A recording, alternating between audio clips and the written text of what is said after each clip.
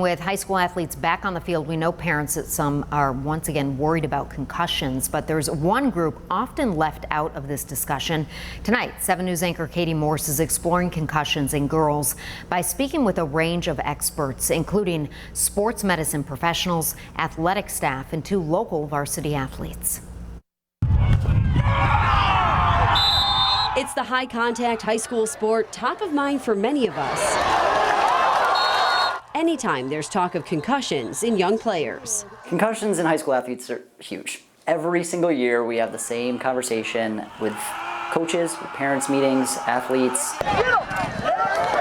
High school football does see the highest number of concussions, but there's another sport coming in at a close second and not nearly as much research being done on those players. Soccer, but specifically girls soccer, has the second highest rate of concussion behind only boys football, cheerleading not far behind them. So for this story, I'm going to take a closer look at high school female athletes, their risk of concussion, and the impact on them. Even in practice, the Williamsville East girls varsity soccer team shows their competitive side. We all have one goal, and that's to win and score goals. For soccer, it's pretty much a collision sport, and they have no padding. You get 1 drop. The Williamsville district is partnered with Excelsior Orthopedics. Athletic trainers like Caleb Earl are on hand at games and practices to treat any injuries, including concussions. We see a lot of head-to-head collisions. Sometimes we'll see a goalkeeper coming out with a punch to attempt to punch away the ball. They end up missing a ball, hitting a head. I checked into some of the most recent research that shows high school girls can be more likely to develop concussions because they tend to have less developed neck muscles than boys the same age.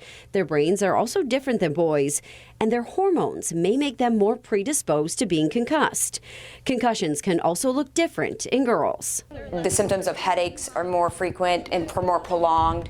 Mental cognition, moodiness, dizziness, those symptoms tend to last longer and are more prevalent for females. Frequently you'll see a little bit of an increased recovery time in females and possibly an increase in severity. The risk of concussion is one players and districts know well, and conversations start before the players even take the field. What kind of precautions are taken before the season even starts when it comes to concussions? Every player is baseline tested. It's basically just a frame of reference if you were to get injured. If a player is concussed, they have to follow return-to-play guidelines to get back in the game.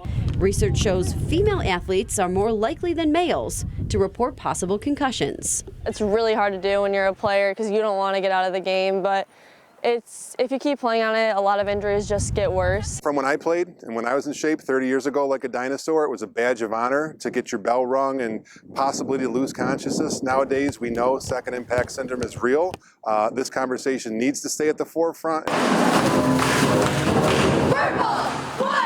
And injuries don't just happen in games or competitions. Research shows cheerleaders are more likely to suffer a concussion at practice than in competition, even more than football or soccer players. It's a lot harder than it looks. This is the Hamburg varsity cheerleading team. Concussion risk is something the coaches and team members are well aware of. We're throwing actual humans in the air. Head coach Justina Grodzinski tells me there's a risk for all her athletes, no matter their role. The flyer has the risk of being dropped or hitting someone's elbow or coming down on a base, but the bases are also in danger as well because the girl is coming down on them. I've hit the ground a couple times and my head hit the ground. Even sometimes it's the things you don't expect, like I've come down and somebody tried to catch me or like my head hits their knee. Or we drill and drill so no injuries happen and everybody's safe, especially from concussions. 1, 2, 3, 4, H-S. The cheerleaders are also baseline tested and coaches take specific concussion training. It's knowledge for us coaches to know how to spot one and how to prevent one. Even with increased awareness, some experts say science needs to take a step further with focused studies on female athletes. Up until this point, all of the research has been on male athletes. I would say the focus of sport over the last 50 years has been on male sports. As that focus gets more evenly distributed to men's and women's sports, you realize that they're not the exact same. They're 2 different groups of people, therefore we need research in 2 different groups of people. We can't translate one to the other. Even professional athletes are seeing the importance of studying concussions in women. In fact, soccer stars Abby Wambach and Megan Rapinoe have already announced they'll one day donate their brains to science for concussion research. We're a voice for Western New York. Katie Morse, 7 News.